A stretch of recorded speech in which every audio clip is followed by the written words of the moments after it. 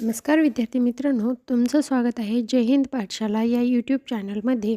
आज आपण इतिहासातील गव्हर्नर जनरल व व्हाईसराय यांच्यावर आयोगाने विचारलेले प्रश्न पाहणार आहोत. चला तर मग सुरुवात करूया आजच्या व्हिडिओला. तत्पूर्वी जर तुम्ही आमच्या चॅनलवर नवीन असाल, चॅनलला सबस्क्राईब करा, जास्तीत जास्त गरजू मित्रांपर्यंत शेअर करा आणि हो, व्हिडिओ आवडल्यास लाईक करायला मात्र विसरू नका. प्रश्न क्रमांक 16. खालील वर्णनावरून गव्हर्नर जनरल ओळखा. अ आहे, आग्रा येथे सर्वोच्च न्यायालय स्थापन केले. कुर्ग संस्थान खालसा केले. आता कुर्ग संस्थान खालसा केले म्हटलं की विल्यम बेंटिक हे नाव आपल्याला खालसा धोरण म्हणलं की डलहौसी आठवतात, पण कुर्ग हे नाव जर पाहिलं तर विल्यम बेंटिक हे आहेत. ही गोष्ट पक्की लक्षात ठेवायची आणि मी ह्याच वरून हा प्रश्न टॅकल केलेला होता. क आहे, अलाहाबाद येथे रेव्हेन्यू बोर्डाची स्थापना. पेनिन्सुलार आणि ओरिएंट या आगबोट कंपन्या सुरू केल्या, तर ते होते लॉर्ड विल्यम बेंटिक. म्हणून या प्रश्नाचं उत्तर आहे पर्याय क्रमांक 1. यानंतर प्रश्न क्रमांक 17. वरच्या ब्रह्मदेशाला ब्रिटिश मुलखातून कोणी सामील करून घेतले, तर ते होते लॉर्ड डफरीन. लॉर्ड डफरीननं काय केलं होतं, तर ब्रह्मदेश जो होता तो भारताच्या मुलखाशी, जे की ब्रिटिश प्रांत होते, त्या प्रांतांशी जोडलेला होता. म्हणून या प्रश्नाचं उत्तर आहे पर्याय क्रमांक 2. यानंतर प्रश्न क्रमांक 18. लॉर्ड डलहौसीच्या बाबत पुढीलपैकी कोणती विधाने बरोबर आहेत. आता लॉर्ड डलहौसी म्हटलं की अ आहे, रेल्वे युग सुरू, बरोबर, त्यांनी सुधारणा केलेल्या होत्या. ब आहे, स्वतंत्र सार्वजनिक बांधकाम खाते निर्माण केले. हो, त्यांनी स्वतंत्र सार्वजनिक बांधकाम खाते निर्माण केलेले होते. त्याचबरोबर 1852मध्ये त्यांनी तार विभागाची स्थापना केली होती. क पण बरोबर आहे. आणि ड आहे, 1854मध्ये पोस्ट कायदा संमत करून टपाल तिकिटाची सुरुवात केली होती. आता टपाल तिकिटाची सुरुवात 1854मध्ये केलेली होती, त्यामुळं ही सर्वच्या सर्व विधाने लॉर्ड डलहौसीबद्दल बरोबर आहेत. म्हणून या प्रश्नाचं उत्तर आहे पर्याय क्रमांक 4. यावरून आपल्याला या प्रश्नातून लॉर्ड डलहौसीने केलेल्या सुधारणासुद्धा लक्षात येतात. त्यामुळं प्रश्न करायचे काही वेळेस अशाच प्रश्नातून दुसरे प्रश्न निर्माण केले जातात. यानंतर प्रश्न क्रमांक 19. स्वतंत्र भारतातील पहिले भारतीय गव्हर्नर जनरल कोण होते, तर ते होते सी राजगोपालचारी. हे कोणते होते, तर स्वतंत्र भारताचे पहिले गव्हर्नर जनरल होते. आणि शेवटचे व्हाईसरायसुद्धा, म्हणून जर प्रश्न आला तर शेवटचे व्हाईसरायसुद्धा सी राजगोपालचारीच होते. म्हणजेच या प्रश्नाचं उत्तर आहे पर्याय क्रमांक 2. यानंतर प्रश्न क्रमांक 20. 1872मध्ये एका पठाणाने अंदमान बेटावर डॅश डॅश यांचा खून केला होता. मी एका प्रश्नामध्ये मागच्या व्हिडिओमध्ये सांगितलं होतं तुम्हाला की लॉर्ड मेवोचा एका पठाणाने खून केलेला होता, तर ते होते लॉर्ड मेवो. म्हणून या प्रश्नाचं उत्तर आहे पर्याय क्रमांक 1. यानंतर प्रश्न क्रमांक 21. भारतामध्ये दत्तक वारसा नामंजूर हे धोरण डॅश डॅश यांनी केले. दत्तक वारसा नामंजूर धोरण म्हटलं की ते आक्रमक आणि साम्राज्यवादी धोरण होतं, ते होतं लॉर्ड डलहौसी यांचं. म्हणून या प्रश्नाचं उत्तर आहे पर्याय क्रमांक 3.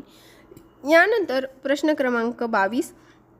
1846 साली लॉर्ड हार्डिंगने लिहिलेले बंड होऊ नये, युद्धाची झटपट समाप्ती व्हावी आणि स्वराज्य सुरक्षित राहावे यासाठी डॅश डॅश ही योजना केली होती. आता कुठली योजना ही केली होती, बंड होऊ नये, युद्धाची झटपट समाप्ती व्हावी, ह्या सगळ्यासाठी. युद्धाची समाप्ती व्हावी असं वाटत होतं का लॉर्ड हार्डिंगला, तर बिलकुल नाही. पण जे काही सामान आपलं किंवा त्याचं सैन्य जागोजागी पोहोचाव यासाठी मात्र रेल्वे उपयोगाला आलती. म्हणून या प्रश्नाचं उत्तर आहे पर्याय क्रमांक 2 रेल्वे. यानंतर प्रश्न क्रमांक 23. क्लाईव्हने डॅश डॅश शाह आलमला दिले होते, परंतु बादशहाच्या सेवेत बक्षीस म्हणून त्यांनी ते मराठ्यांना देऊन टाकले, तर ते होते अलाहाबाद व कोरा. ही दोन ठिकाणं क्लाईव्हने शाह आलमला दिले होतं, पण त्यांनी काय केलं, बादशहाची जी सेवा केली त्याला खुश होऊन किंवा त्याचं बक्षीस म्हणून मराठ्यांना ते देऊन टाकलेले होते.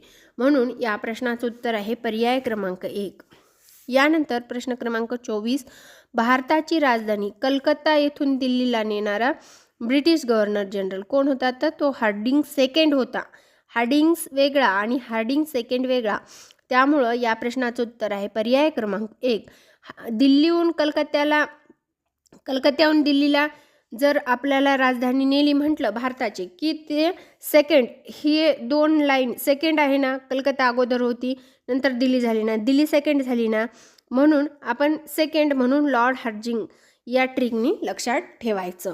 यानंतर ते स्टेटमेंट फॉर्ममध्ये सुद्धा प्रश्न विचारू शकतात. यानंतर प्रश्न क्रमांक 25. आधुनिक भारतात स्थानिक स्वराज्य सरकार डॅशने सुरू केले. आता आधुनिक भारत म्हटलं आणि त्याच्यामध्ये स्वराज्य संस्थेचं सरकार म्हटलं की ते कोण होते? Lord Ripon. म्हणून या प्रश्नाचं उत्तर आहे पर्याय क्रमांक 1 लॉर्ड रिपन. यानंतर प्रश्न क्रमांक 26. भारतीय संस्थाने खालसा करण्याचे धोरण कोणत्या ब्रिटिश जनरलने अवलंबिले? आता भारतीय संस्थाने खालसा करण्याचं धोरण किंवा दत्तक वारसा नामंजूर करण्याचं धोरण हे कोणी केलं होतं? साम्राज्यवादी कोण होता? तर तो होता डलहौसी. म्हणून या प्रश्नाचं उत्तर आहे पर्याय क्रमांक 3 लॉर्ड डलहौसी यांनी भारतीय संस्थाने खालसा केलेली होते. यानंतर प्रश्न क्रमांक 27. पुढील वाक्यात वर्णन केलेले ईस्ट इंडिया कंपनीचे प्रशासक कोण होते ते ओळखा. आता एक वर्णन दिले आपल्याला, त्यानुसार आपल्याला कोण होते ते ओळखायचं आहे. ते मुंबईचे गव्हर्नर होते. मग त्यांनी पुणे रेजिमेंट म्हणून सुद्धा काम केलेलं होतं. ते होते एल्फिस्टन. आता पुढचे वाक्य पाहून घेऊत. ते दक्षिणेचे कमिशनर होते. त्यानंतर मराठी भाषेचे गुणदोष त्यांना माहीत होते आणि रेसिडेंट म्हणून पुण्याला असताना पेशवाईचा कारभार त्यांनी जवळून पाहिला होता. असे कोण होते तर माउंट स्टुअर्ट एल्फिस्टन, ज्यांचा कार्यकाळ होता 1819 ते 1827. म्हणून या प्रश्नाचं उत्तर आपल्याला असं सांगता येईल की पर्याय क्रमांक 1. यानंतर प्रश्न क्रमांक 28. लॉर्ड कर्झनने कोणत्या साली भारतीय शेतकऱ्यांना कमी व्याजाचे कर्ज मिळवण्यासाठी सहकारी पतपेढी कायदा सुरू केला? आता कर्झनने सहकारी पतपेढी कायदा सुरू केलेला आहे तर आपल्याला माहीत आहे, पण तो कोणत्या वर्षी तर ते 1904 हे वर्ष होते. म्हणून या प्रश्नाचं उत्तर आहे पर्याय क्रमांक 1 1904. यानंतर प्रश्न क्रमांक 29 हा योग्य जोड्याला हा प्रश्न आहे, ज्यामध्ये एकीकडे खाते दिलेत आणि दुसरीकडे कुणी ते खाते स्थापन केलेत असं दिलेलं आहे किंवा ते कार्य कुणी केलेलं आहे. आहे सार्वजनिक बांधकाम खाते PWD सुरू केले तर ते होते डलहौसी. कितीमध्ये सुरू केलं होतं PWD?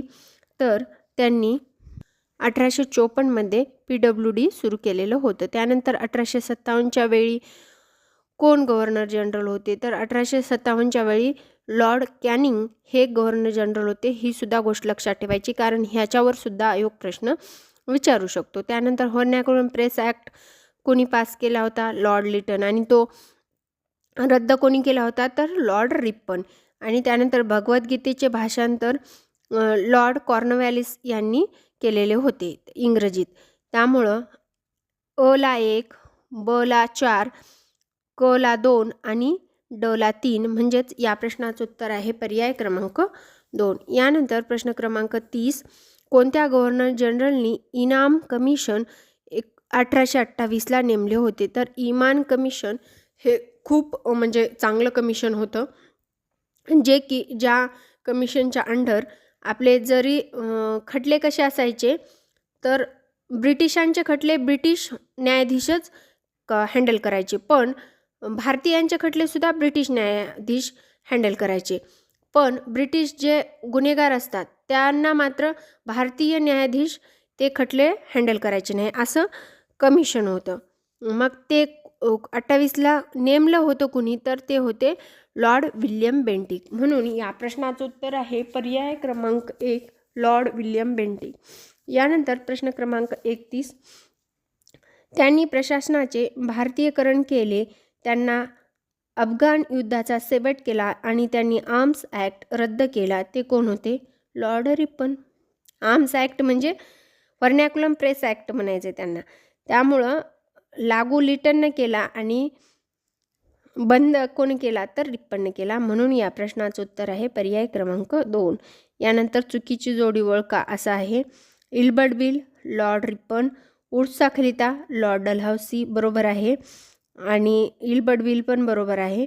आणि भारतीय विद्यापीठ कायदा लॉर्ड कर्जन आणि प्रथम भारतीय फॅक्टरी कायदा ज्यामध्ये आपल्याला रविवारची सुट्टी भेटली ते लॉर्ड लिटिलनं नाही तर लॉर्ड रिपननं केलेला होता, म्हणून चौथं चुकीचं आहे. म्हणून या प्रश्नाचं उत्तर आहे पर्याय क्रमांक 4.